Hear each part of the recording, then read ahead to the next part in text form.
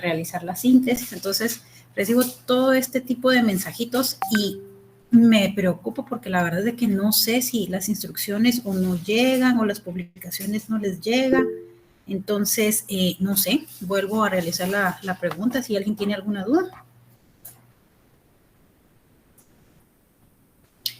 Buenas noches, Nidia. El laboratorio 2, no he mencionado todavía algo que esté relacionado con el laboratorio número 2. Cuando yo lo tenga, con mucho gusto les paso la información y una vez lo voy a colocar de igual forma en la carpeta donde van todos los laboratorios. No sé si alguien más tiene alguna consulta. No, con los grupos ya todos me enviaron sus datos, ¿verdad? El día de hoy por la noche voy a realizar la asignación. Yo creo que, no sé si es en este salón, en el salón a primer horario, que todavía hay algunos compañeros que no me han enviado sus datos. Entonces, dejé todavía sábado, domingo para ver si alguien todavía enviaba datos, pero hay grupos que todavía no tengo su información. Si a hoy en la noche no tengo esos datos en mi correo, voy a asignar de forma manual al coordinador y al subcoordinador y así se van a quedar los grupos. No sé si alguien tiene alguna duda, por ahí vi que alguien levantó la mano.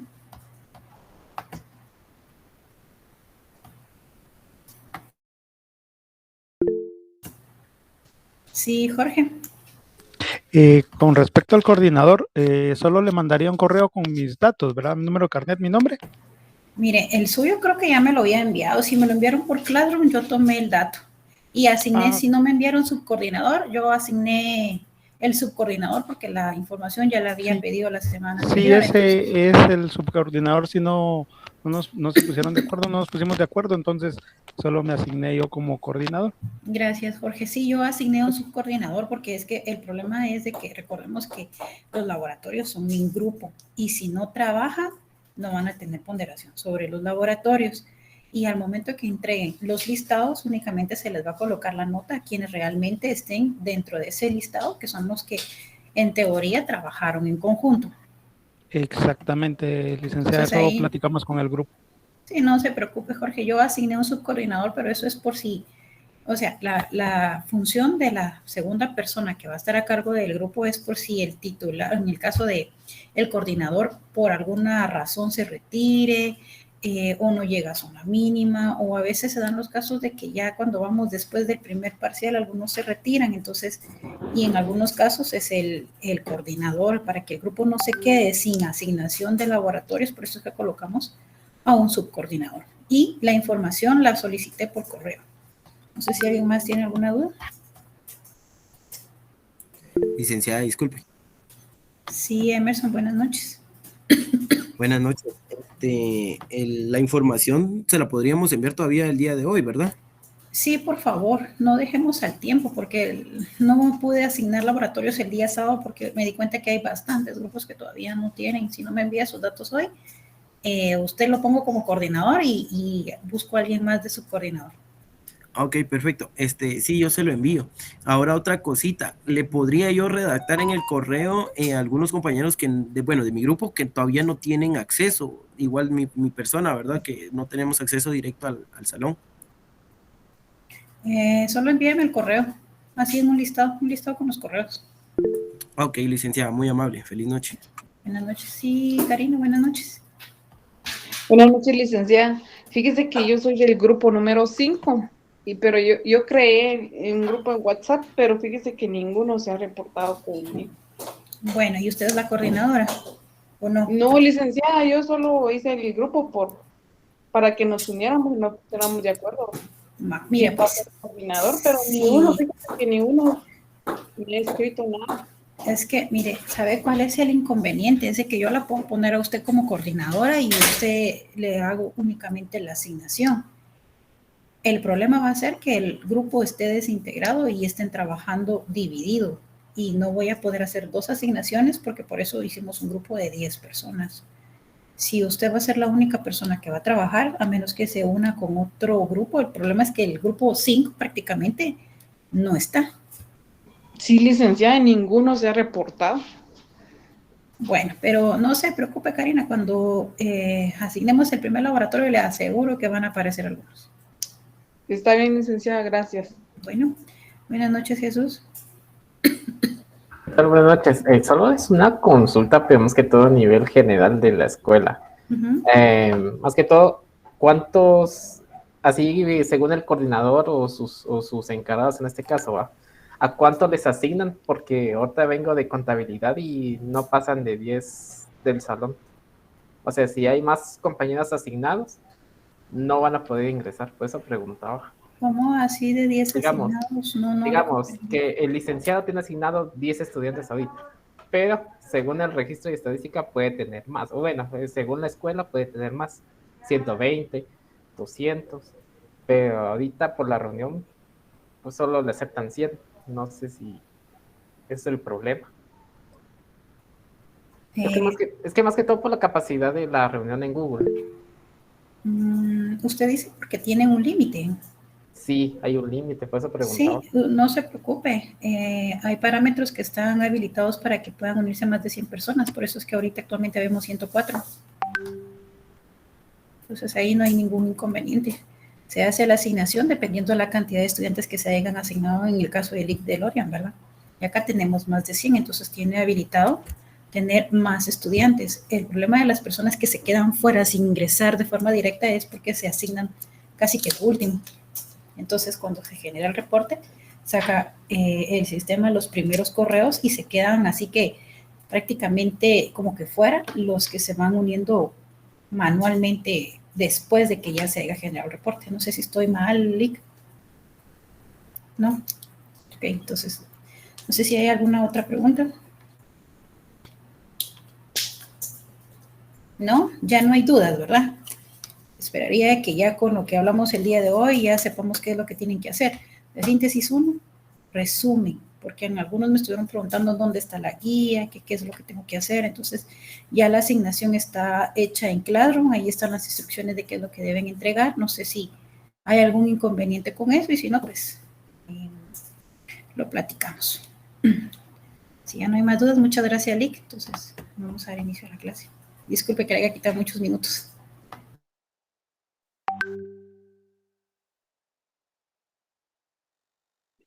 No lo tengan pena, licenciada. Buenas noches, tengan todos y todos. Gusto saludarles. Espero que estén muy bien y me apoyan con sus cámaras. Solo creo que Raimundo tiene una consulta. Adelante.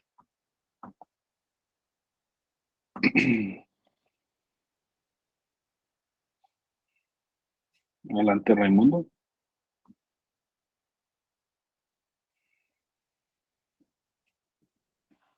¿No? Tiene su micrófono apagado, Raimundo Vidal.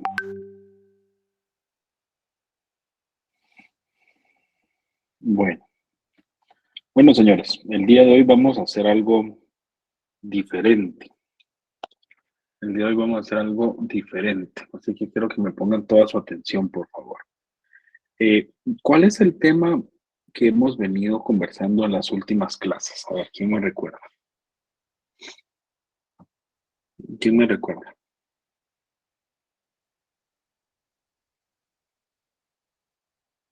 A ver. ¿Cuál es el tema que hemos venido conversando en las últimas clases? Lo de ética, licenciado. Correcto, el código de ética aplicable para auditores, ¿verdad? En el ejercicio profesional. Este código de ética es emitido por la Federación Internacional de Auditores. Ahora, quiero que me pongan mucha atención porque vamos a hacer algo diferente el día de hoy. Pónganme muchísima atención. Quiero que ubiquen en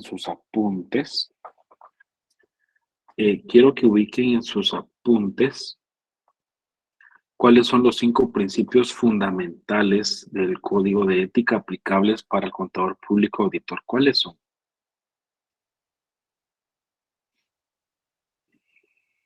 A ver, ¿alguien que me puede decir?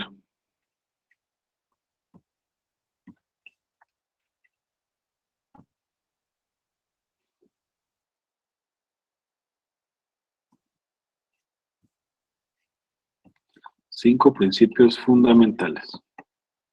¿Cuáles son?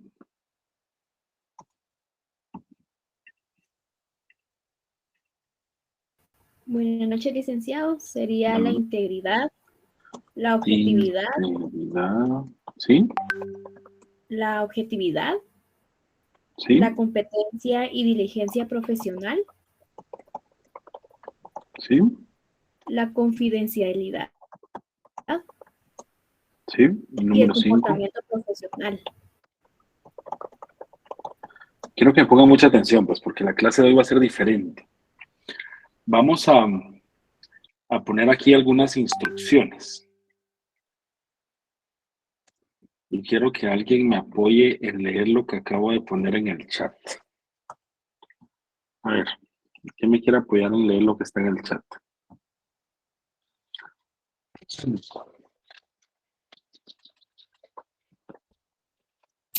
Noches, Lick. Buenas noches, adelante. Ahora la leo. Desde ejercicio de clase el día de hoy, ¿no? Sí, correcto. Ok. A continuación se reproducirá un video correspondiente a la crisis económica ocurrida en Estados Unidos y a nivel mundial en el año 2008. Se le pide escuchar detenidamente y con toda la atención para luego en una hoja en blanco a mano colocar su número de carnet y nombre completo y ocupando las 2 páginas de la hoja como máximo, describa en qué se vieron afectados los 5 principios fundamentales de ética aplicables para un auditor en el documental. Este ejercicio valdrá para el registro de asistencia. La hoja deberá ser enviada en fotografía o escáner PDF al correo electrónico de la licenciada Maca López. Sí, muchas gracias. Entonces, miren, pues, ojo porque el ejercicio en clase que vamos a hacer ahorita, con esto o con el cumplimiento de este ejercicio, vamos a ponderar la asistencia, ¿de acuerdo? Tanto de hoy como de las clases que hemos estado, ¿no? ¿Qué vamos a hacer? Vamos a escuchar y a poner toda la atención a un video, a un documental de un hecho real que les voy a compartir en estos momentos. Mejor si se ponen audífonos o le dan todo el volumen, pero pongan muchísima atención. Este documental lo que narra con imágenes reales, con testimonios reales, con hechos reales, cómo ocurrió o cómo se originó la crisis económica en el año 2008 en Estados Unidos. Entonces, lo que van a poner en una hoja en blanco, con líneas, como sea, pero la cosa que es a mano. Yo quiero que ustedes expresen en ese papel, yo quiero que ustedes expresen en ese papel, de acuerdo al video o al documental, cómo se vieron vulnerados o cómo se vieron afectados los 5 principios fundamentales de ética del código, ¿cierto? O sea, los 5 que puse ahí arriba. Según su opinión, ¿cómo se vio afectado la integridad, la objetividad, la competencia y diligencia profesional, la confidencialidad y el comportamiento profesional? Por allí está la indicación que de hecho está en Classroom, el link, ¿de acuerdo? No por correo electrónico. Pero entonces quiero que le pongan muchísima atención, ¿de acuerdo? Pregunto, antes de iniciar, ¿quedó claro lo que hay que hacer? Sí, Lick. Sí, licenciado. Correcto. Lick, los puntos están en los puntos que nos va a preguntar de esos 5 principios están en Classroom, dijo. Correcto. Okay. Ahí es donde hay que cargar la tarea, ya sea por foto o por PDF. ¿Cierto? Raimundo tiene un comentario. Adelante. Bueno, vamos a continuar. ¿Alguna otra duda? ¿Estamos claros? Bueno, entonces vamos a reproducirlo acá. Quiero que le pongan muchísima atención. Yo les recomiendo, tengan una página en donde ustedes anoten lo que les llame la atención, conceptos, frases, acontecimientos, y tengan otra página que es la tarea. Y qué mejor también si tienen en algún lado la diapositiva que envíe del código de ética en donde está la definición de los 5 principios fundamentales. Ahí van a tener todo el panorama, pero principalmente escuchen muy bien lo que dice este video. ¿Están de acuerdo? ¿Vamos? Listos.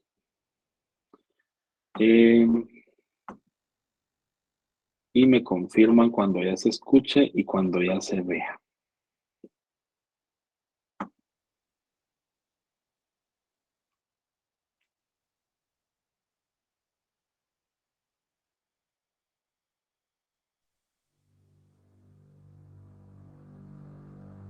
La crisis económica mundial de 2008 hizo perder sus ahorros, sus empleos y sus hogares a decenas de millones de personas. Así fue como sucedió.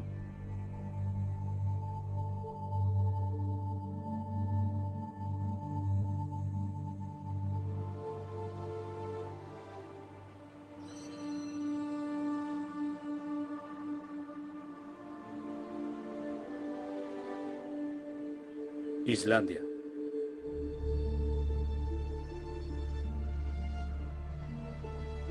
Población 320.000. Producto Nacional Bruto 13.000 millones de dólares. Pérdidas bancarias 100.000 millones de dólares.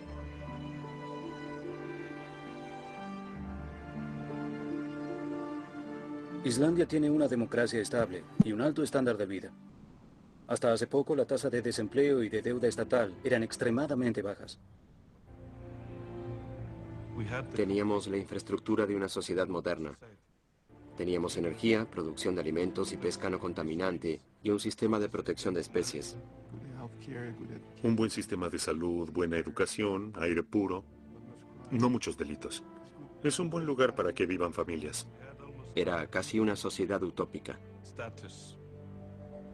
Pero en 2000, el gobierno de Islandia implementó una amplia política de desregulación que tendría consecuencias desastrosas. Primero para el medio ambiente y luego para la economía. Comenzaron permitiendo que corporaciones multinacionales como Alcoa construyeran gigantescas plantas de fundición de aluminio y explotaran las fuentes naturales de energía geotérmica e hidroeléctrica de Islandia. En muchas de las zonas más altas, de espectaculares colores, hay energía geotérmica.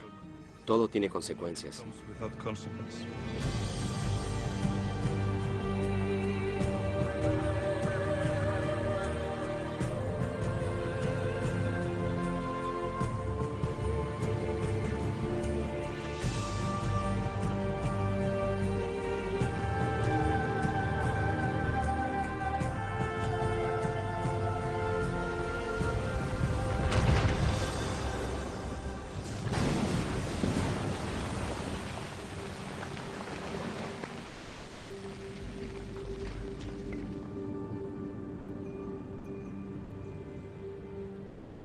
Simultáneamente, el gobierno privatizó 3 de los bancos más importantes.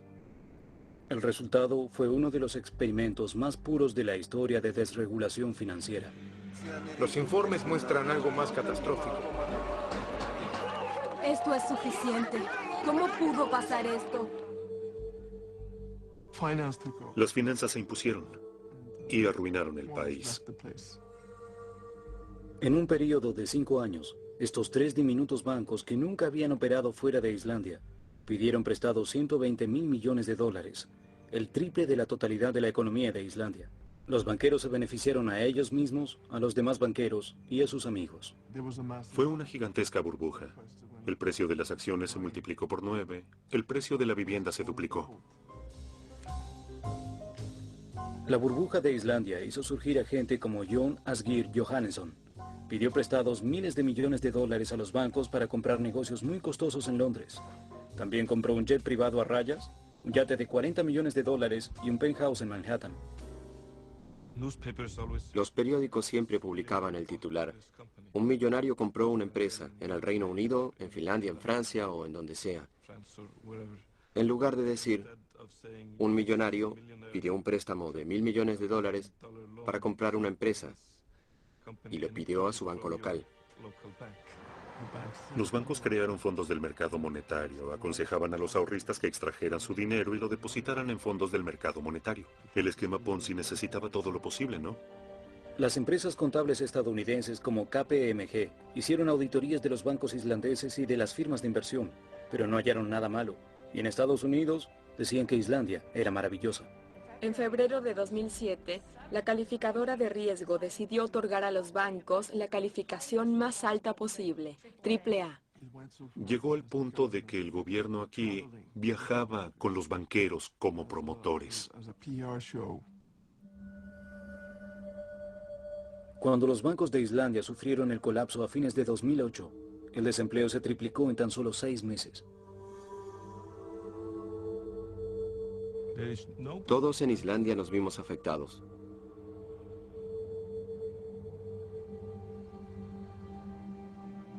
Muchas personas perdieron sus ahorros. Sí, así fue. El gobierno, que debería haber protegido a los ciudadanos islandeses, no hizo nada. Hay 2 abogados de la autoridad competente que visitan el banco para tratar algún tema. Cuando se acercan al banco, ven 19 camionetas todoterreno fuera del banco. Entran al banco y tienen a los 19 abogados sentados delante de ellos. Están muy bien preparados y están listos para refutar cualquier acusación. Y si les va bien, les ofrecen un empleo. 1/3 de las autoridades financieras de Islandia comenzaron a trabajar para los bancos. Es un problema universal. En Nueva York tienen el mismo problema, ¿verdad?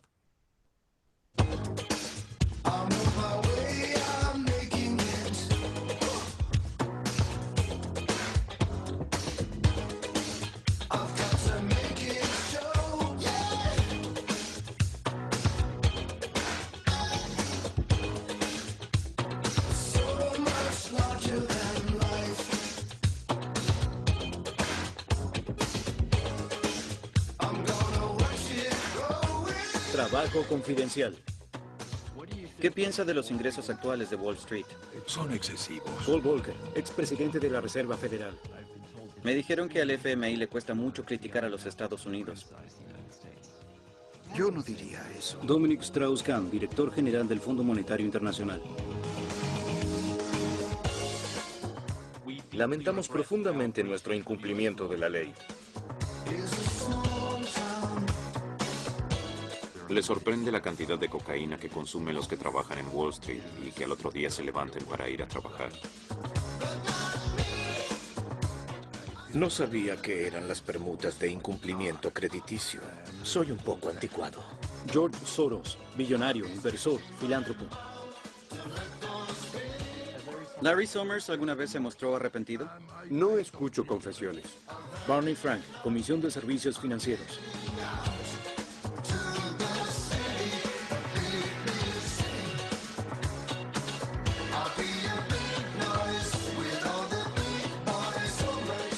El gobierno solo emite cheques. Ese es el plan A, el plan B, el plan C. ¿Apoyaría controles legales en los salarios de los ejecutivos? Yo no. David McCormick, subsecretario del Tesoro en la presidencia de Bush. ¿Está de acuerdo con las compensaciones en la industria de los servicios financieros? Si se lo ganaron, sí, por supuesto. ¿Cree que se lo ganaron? Creo que sí. Scott Talbot, lobista en la mesa de servicios financieros. Ayudó a esta gente a destruir al mundo. ¿Se podría decir que sí?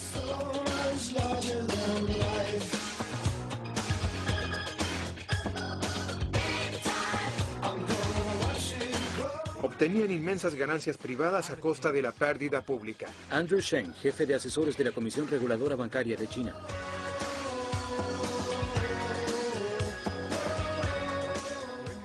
Cuando empiezas a pensar que puedes crear algo de la nada, es muy difícil resistirse. Lee Hsien Loong, primer ministro, Singapur.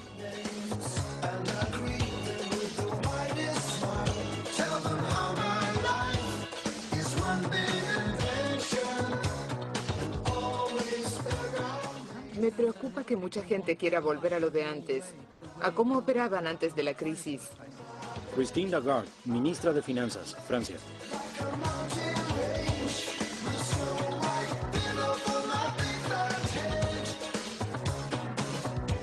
Recibía muchos emails anónimos de banqueros.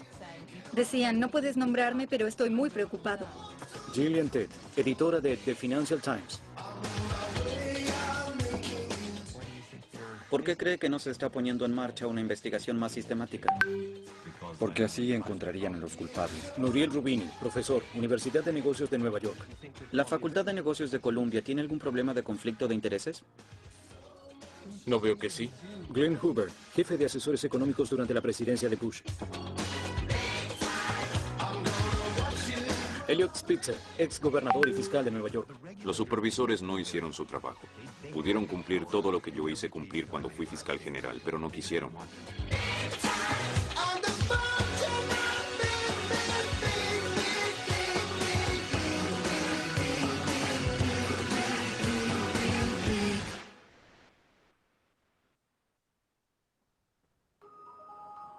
...15 de septiembre de 2008.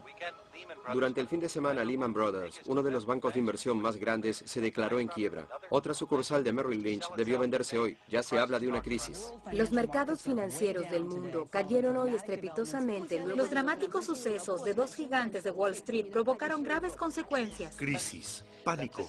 La prensa francesa anuncia.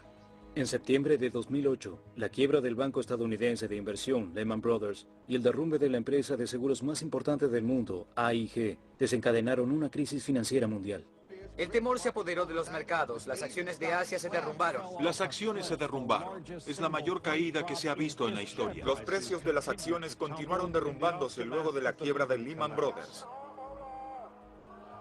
La consecuencia fue una recesión internacional que costó al mundo decenas de billones de dólares, que dejó sin empleo a 30 millones de personas y que duplicó la deuda nacional de los Estados Unidos. Hay que ver el costo que tuvo. Destrucción de riqueza de capital y de riqueza de vivienda. Destruyó los ingresos, los empleos. 50 millones de personas en todo el mundo podrían terminar por debajo de la línea de pobreza.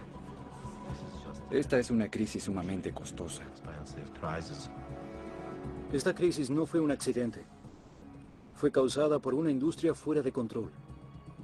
Desde los 90, el crecimiento del sector financiero de los Estados Unidos produjo una serie de crisis financieras cada vez más severas.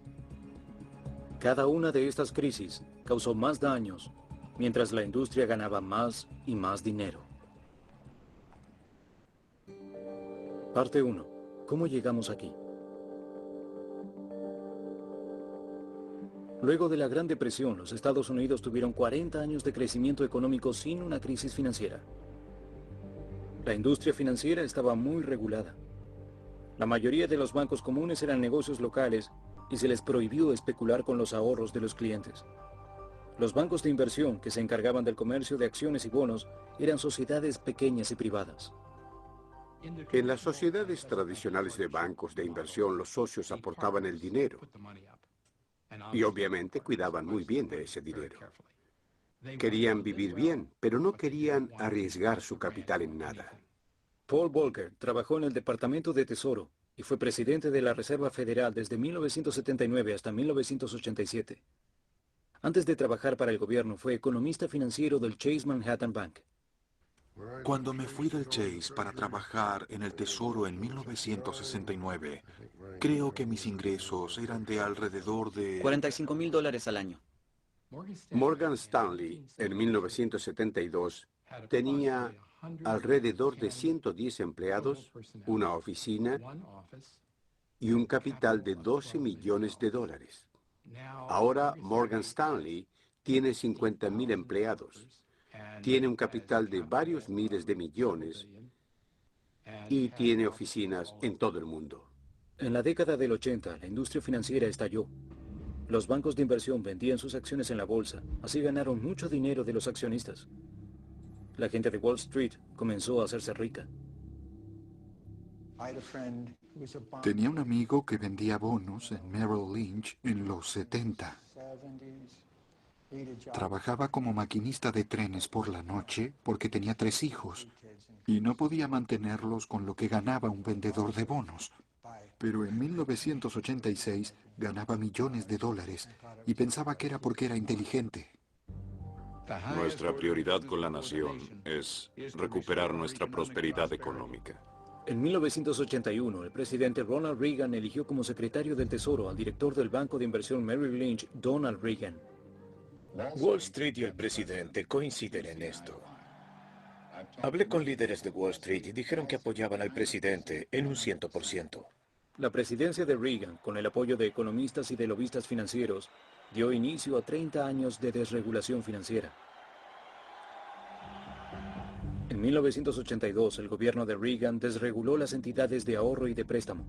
Les permitieron hacer inversiones de riesgo con el dinero de sus clientes. A fines de la década, cientos de entidades de ahorro y préstamo habían fracasado. Esta crisis costó a los contribuyentes 124 mil millones de dólares y a mucha gente los ahorros de toda su vida. Quizás sea el mayor atraco a un banco de nuestra historia. Miles de ejecutivos de ahorro y préstamo fueron a prisión por saquear sus compañías. Uno de los casos más extremos fue el de Charles Keating. Señor Keating, ¿algo para decir? En 1985, cuando las autoridades comenzaron a investigarlo, Keating contrató a un economista llamado Alan Greenspan. En esta carta a las autoridades, Greenspan elogiaba a Keating por sus sólidos planes de negocio y por su experiencia. Sostuvo que no veía riesgo alguno en permitir a Keating invertir el dinero de sus clientes. Se dice que Keating pagó a Greenspan $40,000. Charles Keating fue a prisión poco tiempo después. En cuanto a Alan Greenspan, el presidente Reagan lo nombró presidente del Banco Central de los Estados Unidos, la Reserva Federal. Greenspan volvió a ser elegido por los presidentes Clinton y George W. Bush. Durante la presidencia de Clinton, la desregulación continuó de la mano de Greenspan y de los secretarios del Tesoro Robert Rubin, exdirector del banco de inversión Goldman Sachs, y de Larry Summers, un profesor de economía de Harvard. El sector financiero, Wall Street, era poderoso, hacía lobby y tenía mucho dinero. Poco a poco capturó el sistema político, tanto en el lado demócrata como en el republicano. A fines de los 90, el sector financiero se había consolidado y estaba compuesto por unas pocas firmas gigantescas. Cada una de ellas era tan grande que su fracaso individual podía hacer temblar a todo el sistema. Y la presidencia de Clinton las ayudó a crecer aún más. En 1998, Citicorp y Travelers se fusionaron y dieron origen a Citigroup, la empresa de servicios financieros más grande del mundo. La fusión violaba la ley Glass-Steagall, una ley que había sido aprobada luego de la Gran Depresión y que prohibía que los bancos con depósitos de consumidores participaran de inversiones de riesgo. Era ilegal comprar Travelers. Y Greenspan no dijo nada. La Reserva Federal les dio una exoneración por 1 año y luego aprobaron la ley. En 1999, ante la insistencia de Summers y Rubin, el Congreso aprobó la ley Gramm-Leach-Bliley, a la que algunos llaman Ley de Ayuda a Citigroup. Derogaba la ley Glass-Steagall y abría el camino para futuras fusiones. Robert Rubin luego ganaría 126 millones como vicepresidente de Citigroup. No aceptó ser entrevistado.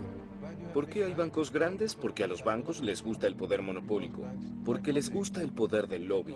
Porque los bancos saben que cuando son muy grandes, serán rescatados.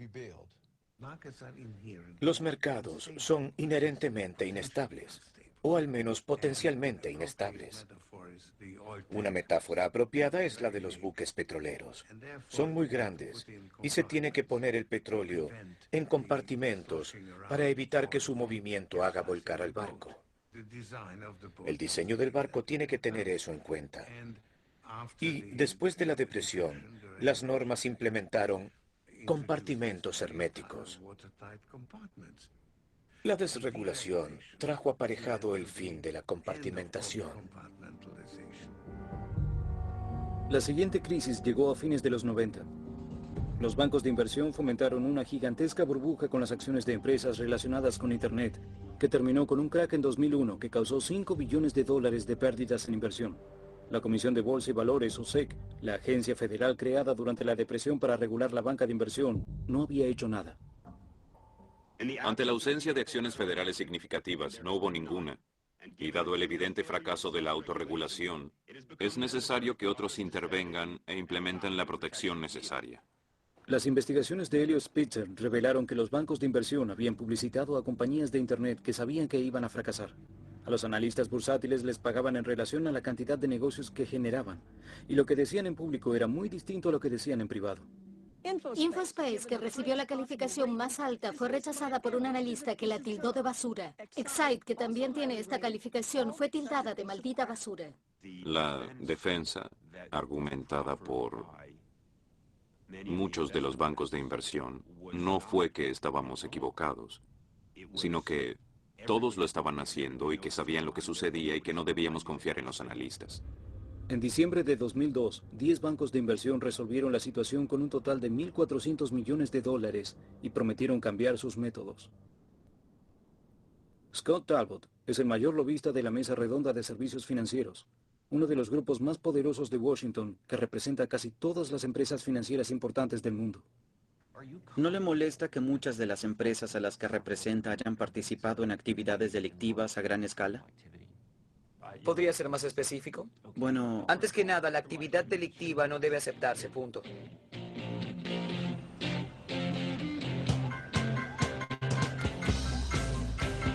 Desde que comenzó la desregulación, se descubrió que las firmas financieras más grandes del mundo lavaban dinero, estafaban a sus clientes y mentían en sus libros contables una y otra vez.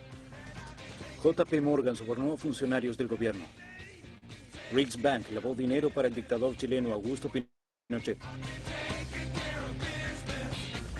Credit Suisse ayudó a enviar dinero para el programa nuclear de Irán y para la Organización de Industrias Aeroespaciales de Irán, que construye misiles balísticos.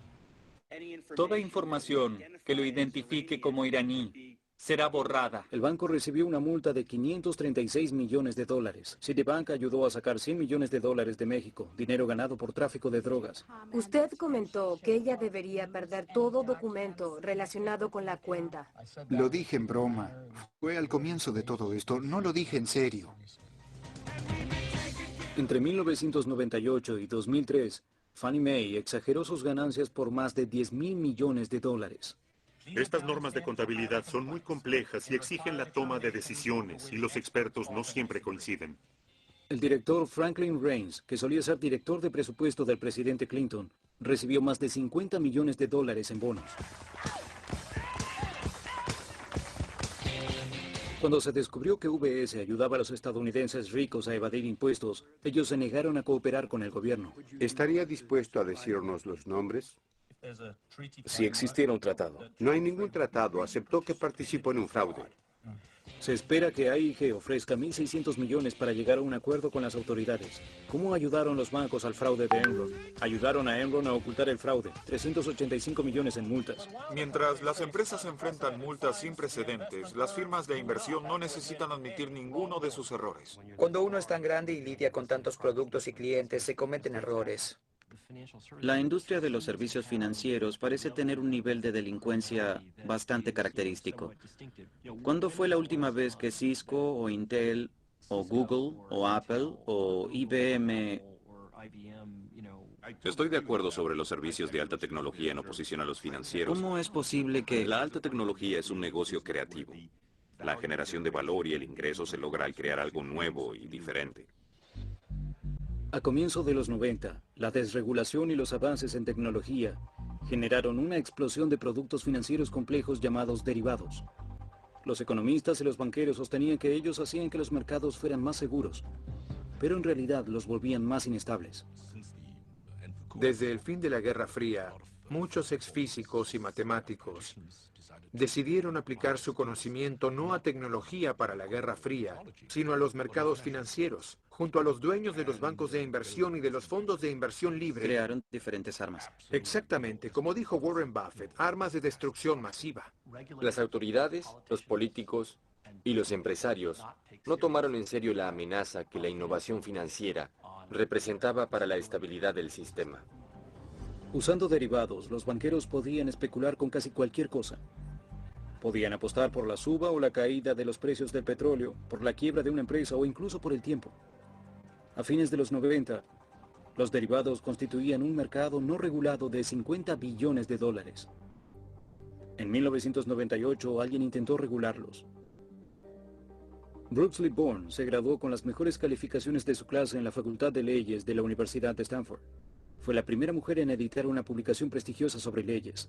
Bourne fue elegida por el presidente Clinton para presidir la Comisión del Comercio en Futuro sobre Mercancía, que supervisaba el mercado de los derivados.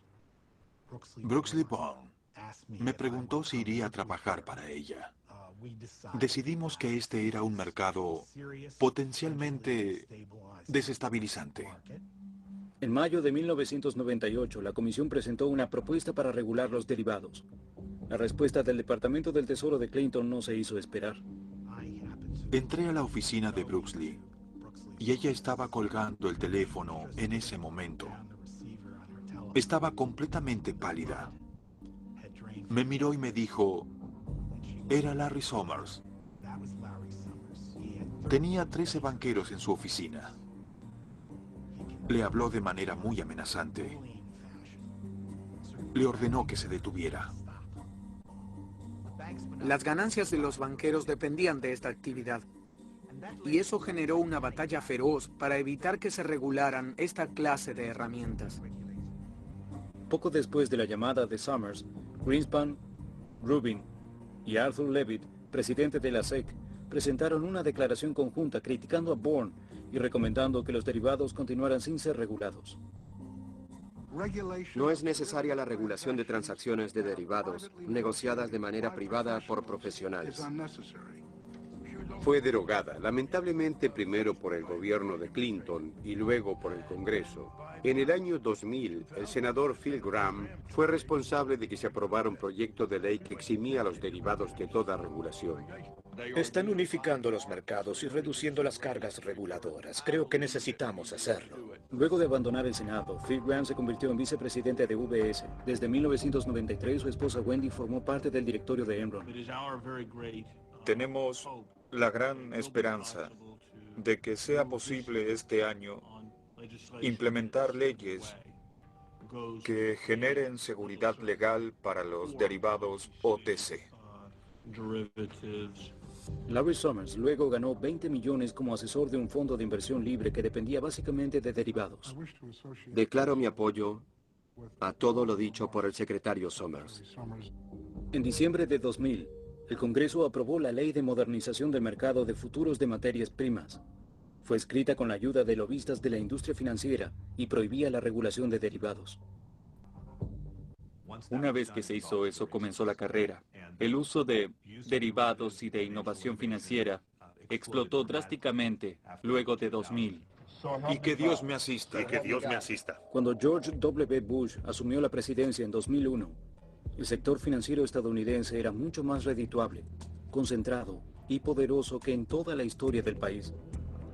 La industria estaba dominada por 5 bancos de inversión, 2 conglomerados financieros, 3 empresas de seguros y servicios financieros y 3 agencias calificadoras de riesgo. Las unía a todas la cadena alimenticia de la titulización, un nuevo sistema que conectaba billones de dólares en hipotecas y otros préstamos con inversores de todo el mundo. Hace 30 años, si pedías un préstamo para comprar una casa, la persona que te prestaba el dinero esperaba que se lo devolvieras. Pero ahora desarrollamos la titulización. La gente que da el préstamo ya no corre riesgos si no se le devuelve el dinero. En el viejo sistema, cuando el dueño de una casa pagaba su hipoteca cada mes, el dinero lo recibía el prestamista local. Como las hipotecas tardaban décadas en pagarse, los prestamistas eran cuidadosos. En el nuevo sistema, los prestamistas vendían las hipotecas a los bancos de inversión.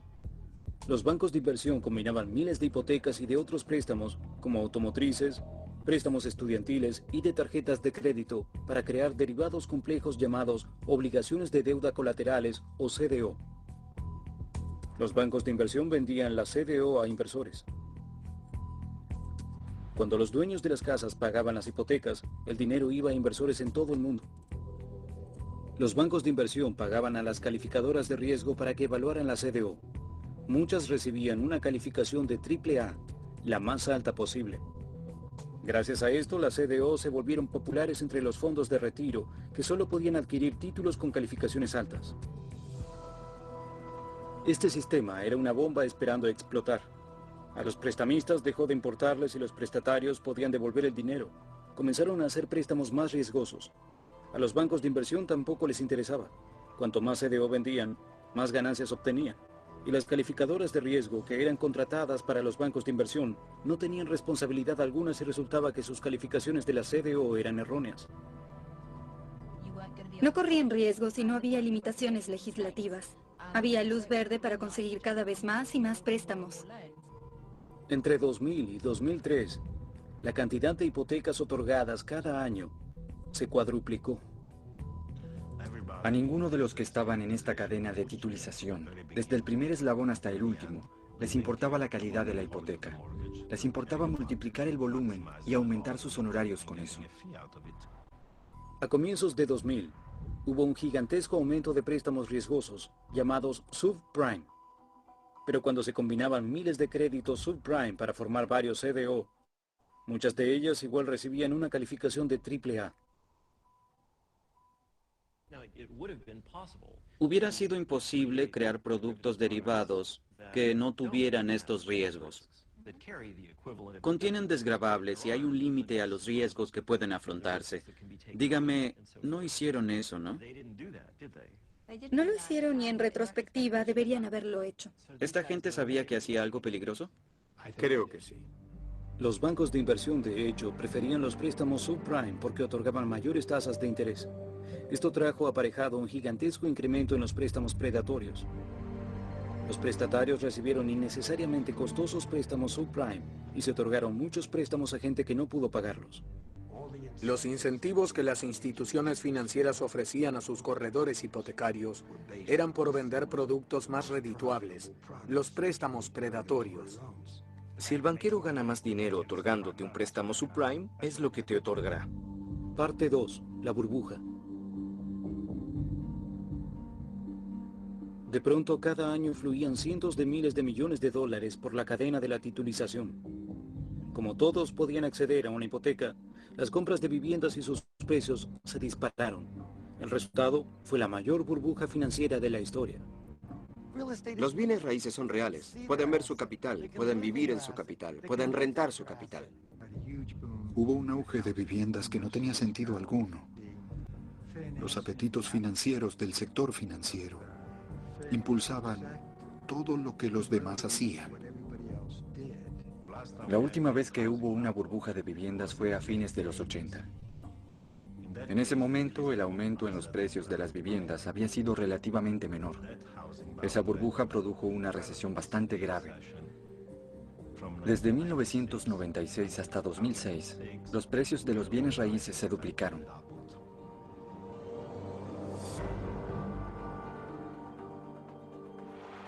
Pagaron $500 para estar aquí. Vinieron a escuchar cómo comprar su propia porción del sueño americano.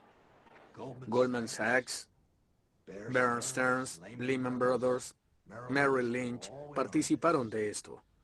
Solo sus préstamos subprime aumentaron de 30.000 millones al año a más de 600.000 millones al año en 10 años.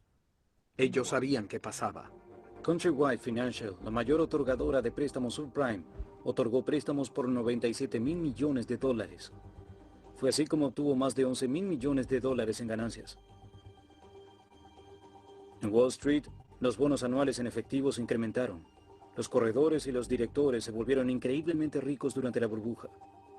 Lehman Brothers era uno de los mayores otorgadores de préstamos subprime y su director, Richard Fall, se llevó 485 millones de dólares. En Wall Street, esta burbuja de créditos e hipotecas generaba cientos de miles de millones de dólares en ganancias. En 2006, el 40% de las ganancias totales de los 500 de Standard & Poor's provenía de instituciones financieras. No eran ganancias reales, no eran ingresos reales. Era dinero que el sistema creaba y se registraba como un ingreso. 2 o 3 años más tarde, eso genera un déficit y se borra. Creo que en realidad, mirándolo en retrospectiva, fue un gran esquema Ponzi nacional. No solo nacional, global. La Ley de Propiedad de la Vivienda y de Protección de Valores otorgaba al directorio de la Reserva Federal autoridad para regular la industria hipotecaria. Pero el presidente Alan Greenspan se negó a implementarla. Alan Greenspan dijo, no es una norma en la que yo crea. Durante 20 años, Robert Gnazda fue el director de Greenlining, un poderoso grupo defensor de los derechos del consumidor. Se reunía con Greenspan con bastante frecuencia. Le dimos el ejemplo de Countrywide y de 150 hipotecas complejas diferentes de tasa de interés ajustable. Dijo que, aunque tuviera un doctorado en matemáticas, no lo entendería lo suficiente para saber cuál era buena para mí y cuál no. Así que pensamos que iba a tomar alguna medida. Pero seguimos hablando y era evidente que él se aferraba a su ideología. Volvimos a reunirnos con Greenspan en 2005. Solíamos encontrarnos con él 2 veces al año y nunca menos de 1 vez al año. Y él no cambiaba de opinión. Alan Greenspan no aceptó ser entrevistado para esta película. En este maravilloso mundo de comunicaciones internacionales instantáneas, el movimiento libre y eficiente de capital ayuda a crear la mayor prosperidad en la historia humana. La Comisión de Bolsa y Valores no realizó ninguna investigación sobre los bancos de inversión durante la burbuja. 146 personas fueron despedidas de la Comisión de Bolsa y Valores. ¿Es lo que testificó? Sí. Creo que ha habido una sistemática destrucción, o como quieran llamarlo, de la agencia y de su capacidad recortando personal. La Oficina de Administración de Riesgo de la SEC quedó reducida, dice, a una persona. Sí, cuando ese caballero se iba a su casa por la noche apagaba las luces. Durante la burbuja, los bancos de inversión pedían muchos préstamos para comprar más créditos y crear más CDO. La relación entre el dinero pedido prestado y el capital propio del banco se llamaba apalancamiento. Cuanto más dinero pedía prestado un banco, mayor era su apalancamiento. En 2004, Henry Paulson, el director de Goldman Sachs, ayudó a ejercer presión en la Comisión de Bolsa y Valores para que redujeran los límites en el apalancamiento y permitieran a los bancos aumentar la cantidad de préstamos pedidos. La SEC de pronto decidió permitir a los bancos de inversión especular mucho más. Fue una locura. No sé por qué lo hicieron, pero lo hicieron. El 28 de abril de 2004, la SEC analizó la posibilidad de quitar todo límite de apalancamiento impuesto a los bancos de inversión. Dijimos que ellos eran los importantes y es evidente que era verdad. Pero eso significa que si algo salía mal, habría una espantosa catástrofe. A este nivel, obviamente uno lidia con las instituciones financieras más sofisticadas. Estas son las firmas que hacen la mayor parte de la actividad de derivados en los Estados Unidos. Hablamos con algunas de ellas para saber qué tan seguras se sentían. Las firmas pensaron que la cifra era apropiada. Los comisionados votan para adoptar las enmiendas a la norma y las normas nuevas del personal. Sí. Por supuesto que sí. Es unánime. Y se levanta la sesión. Apalancamiento de bancos de inversión 2003 versus 2007. El nivel de apalancamiento del sistema financiero se volvió completamente aterrador. Los bancos de inversión alcanzaban niveles de apalancamiento de 33-1. Eso implica que un diminuto aumento del 33% en el valor de su base de activo podría volverlos insolventes. Había otra bomba de tiempo en el sistema financiero. AIG, la compañía de seguros más grande del mundo, vendía inmensas cantidades de derivados llamados permutas de incumplimiento crediticio. Para los inversores que tenían CDO, las permutas de incumplimiento crediticio funcionaban como una póliza de seguro. Un inversor que compraba una permuta de incumplimiento crediticio pagaba a AIG una prima trimestral. Si la CDO tenía problemas, AIG se comprometía a pagar al inversor por sus pérdidas. Pero a diferencia de los seguros comunes y corrientes, los especuladores también podían comprar permutas de incumplimiento crediticio a AIG para apostar por el fracaso de CDO que no tenían. En la industria del seguro solo puedes asegurar algo que tienes. Supongamos que tú y yo tenemos una propiedad, que tengo una casa. Solo podría asegurar esa casa una vez. El universo de los derivados en esencia permite a cualquier persona asegurar esa casa.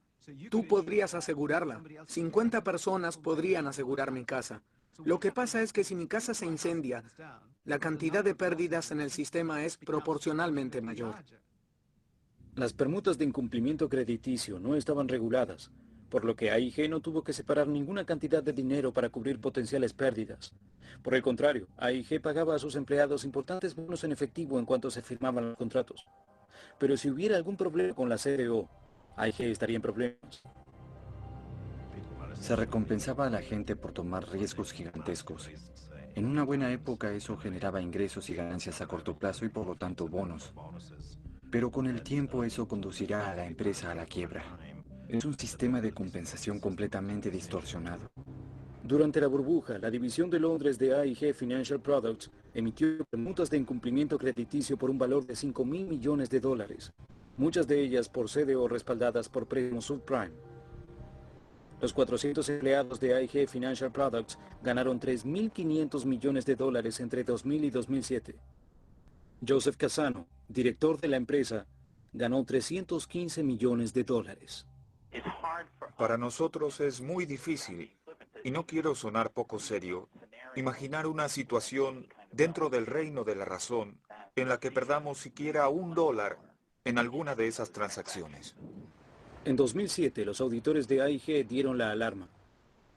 Uno de ellos, Joseph Saint-Denis, renunció a modo de protesta luego de que Casano repetidamente se negara a permitir investigar la contabilidad de su empresa. Le diré quién no obtuvo ningún bono mientras todos los demás obtenían bonos. Saint-Denis. El señor Saint-Denis, que intentó advertirles a ustedes dos que se enfrentarían a grandes problemas, renunció de frustración y no recibió un bono. En 2005, Raghuram Rajan, entonces el economista más importante del Fondo Monetario Internacional, presentó un estudio en el simposio anual de Jackson Hole, la conferencia bancaria más exclusiva del mundo. ¿Quién estaba en el público? Supongo que los banqueros más importantes del mundo.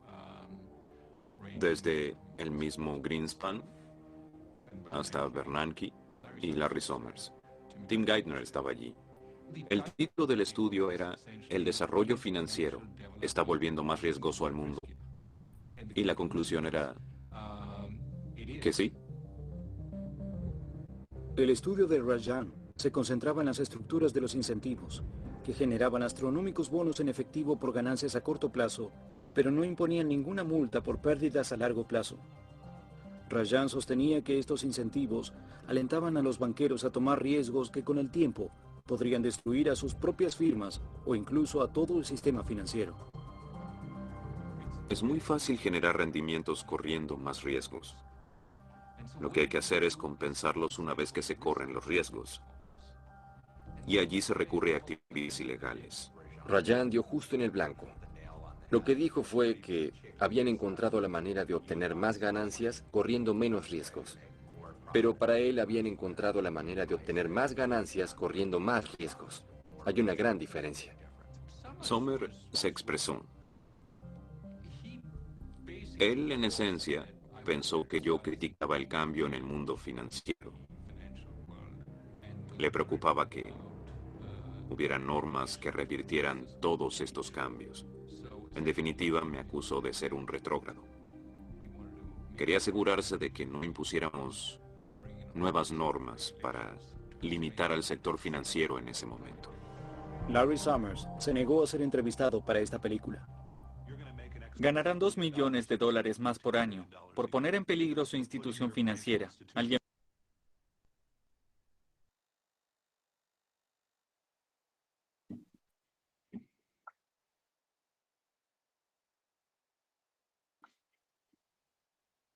Bueno, Qué caos.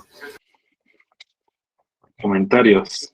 Licenciado, mande el link porque está interesante. Comentarios, a ver, quisiéramos escuchar un par de comentarios. Un resumen de todo eso sería como lujuria, más que todo. Ok, gracias Jesús. Fueron ¿Alguien movimientos más? desmedidos que se realizaron en esas décadas y que provocaron tal vez la inestabilidad que vivimos ahora. Claro, claro. Gracias José. ¿Alguien más? Lee, buenas noches. Hola. Yo tengo una duda y ante estas circunstancias siempre salen oportunistas, siempre sale el listo del grupo. Póngale que aparece alguien que aprovecha la burbuja, alguien random como usted o como yo, y que empieza a generar deuda con tarjetas de crédito, con hipotecas, que para el carro, que para un traje, etcétera. Cuando el banco o la entidad financiera cae en quiebra, esa entidad financiera en quiebra va a venir a recuperar o a obligarme a mí a pagarle lo que en teoría legalmente debo. No, lo que pasa es que cuando un banco entra en insolvencia, usualmente estas carteras de créditos es adquirida por otro banco. Por ejemplo, lo que pasó aquí con Bancafé y otros bancos, que gente que le pagaba a Bancafé, pues ahora paga su préstamo en otro lado. Entonces, ese tipo de obligaciones se trasladan. Pero gracias por el comentario, Laura. Adelante, Lourdes. Geseli, lo que decía el compañero, muy cierto, la deuda, así que olímpicamente se la compran a otra persona, pero los ahorros de los que estaban en el banco se pierden, porque eso es lo que pasó con el Banco de Comercio. Ahora, yo no tengo mucho conocimiento de esto, pero me preocupa mucho, por ejemplo, ahorita en Guatemala, si ustedes miran, hay demasiadas construcciones de apartamentos y por donde uno pasa están construyendo edificios con esto y con lo otro. ¿Podría crearse una burbuja inmobiliaria en Guatemala? Sí, hay quienes van por esa tendencia, por el exceso de oferta que se está dando en temas de construcción, principalmente en la capital. El metro cuadrado de tierra y de construcción, alguien me decía hace poco, por ejemplo, en zona 15, del lado de Vistahermosa 2, en cuestión de 6 años se ha duplicado el precio del metro cuadrado. Es bien complejo. Hay mucho allí que hablar, pero sí, definitivamente es lo que tenemos que seguir investigando, ¿no? A nivel de dejar el interés. Aquí en Zona 1, por ejemplo, se está dando muchas cosas por similares que están comprando casas antiguas, las están demoliendo y construyendo edificios de apartamentos. Claro. Licenciado, también, pero a mí lo que me sorprendió en este caso es que, por ejemplo, este señor que trabajaba en el tren, trabajaba en las noches porque tenía hijos que mantener. ¿Cómo fue posible que pudo hacerse millonario? O sea, aprovechó esa oportunidad para hacerse millonario. Bajo ese esquema de incentivos, ¿verdad? Que se mencionaba. Adelante, Daniel. Muy bueno, Chalik. Justamente eso le iba a hacer el comentario. Esa figura fue mucho de lo que todo Bancafé en un momento, cuando comenzaban a presionar y a liberar la venta de que uno adquiriera tarjetas de crédito, préstamos sin mayor regulación, sino que era una forma como de posicionar tener créditos y como que poder sacar el dinero de los fondos que tenían ellos guardados. Igual con los préstamos que le daban para construcción de vivienda. Muchas veces estaban sobrevalorados con relación a los activos que tenían las tierras al momento que estaban solicitando los créditos. A las garantías, claro. Sí, es bien complejo. Miren, señores, yo sé que a muchos les llamó la atención y lo mejor del caso es de que lo que sigue es la mejor parte porque es lo que toca a los auditores. ¿Qué decían los auditores mientras todo eso pasaba? Así que hagamos algo.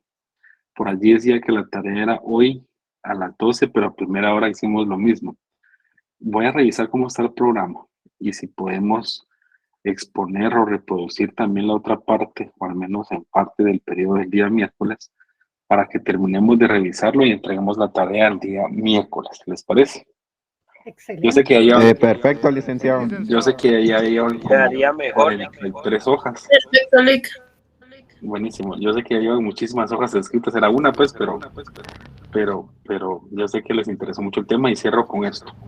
Señores, este tipo de investigaciones, análisis, contenido, es el que nosotros como profesionales de las ciencias económicas tenemos que estar persiguiendo, ¿verdad?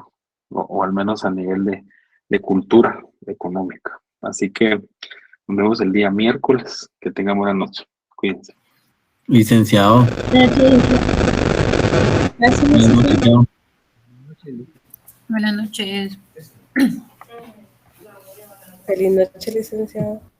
Feliz noche, licenciado. Licenciada, perdone, tengo una consulta. Cuénteme, Milton. ¿Solo con el laboratorio 1, eso es a mano o es, cómo es en grupo? Entonces, solo eso. Mire, hágalo a mano o en computadora, como a usted se le haga más fácil. La idea es de que me lo suban. Y la carátula sí, por favor, que vaya bien especificada. Cuando me envíen un correo, por favor, colóquenme el salón del cual me escriben, porque a veces me cuesta un poquito saber de qué salón me están hablando. Pero en el caso suyo, me identifica bien el listado que vaya a subir, por favor. Lo pueden hacer a mano. Solo que yo sí les recomendaría que tal vez los posteriores sí los realice en compu porque algunos son muy largos y no le va a dar tiempo copiar el enunciado y a la vez colocar la respuesta. Este porque es algo corto, pero los demás sí son un poco más largos, entonces de preferencia en computadora para que se les haga un poco más fácil la, ¿cómo le digo? El organizar, como ustedes se comparten el trabajo, entonces es difícil recopilar y organizar, ¿verdad? Este porque es chiquito, pero sí lo puede hacer a mano, no hay problema. Ok, gracias, licenciada. De nada. Bueno. Buenas Buenas noches, solo les hago recordatorio, el laboratorio 1 ya está asignado. Para los 5 grupos que no me han enviado la información, si no me lo envían hoy a medianoche, hoy hago la asignación y yo designo coordinadores. Que pasen buenas noches. Como decía en el trabajo, perdón, la asistencia que se iba a tomar, ahora ya no. Perdone, no le escuché. Que ahí decía que el trabajo que íbamos a entregar hoy era la asistencia, pero usted ya nos tomó nota de que los que asistimos. No, ¿sí? No, eso es aparte. Entonces, ¿cómo va a calificar la asistencia de ahorita? Cuando usted me envíe la tarea, de todos modos a usted ya la vi que está aquí porque tiene su cámara, pero la verdad es que yo ya vi quiénes están y quiénes no están, entonces, ¿quién está va a seguir las instrucciones? Pero esta tarea, esta tarea de integridad, él dijo que para el miércoles la entregábamos. ¿Así entendí yo o estoy equivocada? Sí, yo dejé la asignación para el día de hoy, suba lo que tenga. Lo que ya hizo, súbalo. Ah, ok, muy bien. Ahora, si usted quiere acumular para el miércoles y considera que le da tiempo, hágalo el miércoles, ¿no? Sí, ya usted decide la carga que desee colocarse. Va, ok, pues, gracias. Buenas noches. Gracias, feliz noche, licenciada. Buenas noches. Gracias, licenciada. Feliz noche. Buenas noches.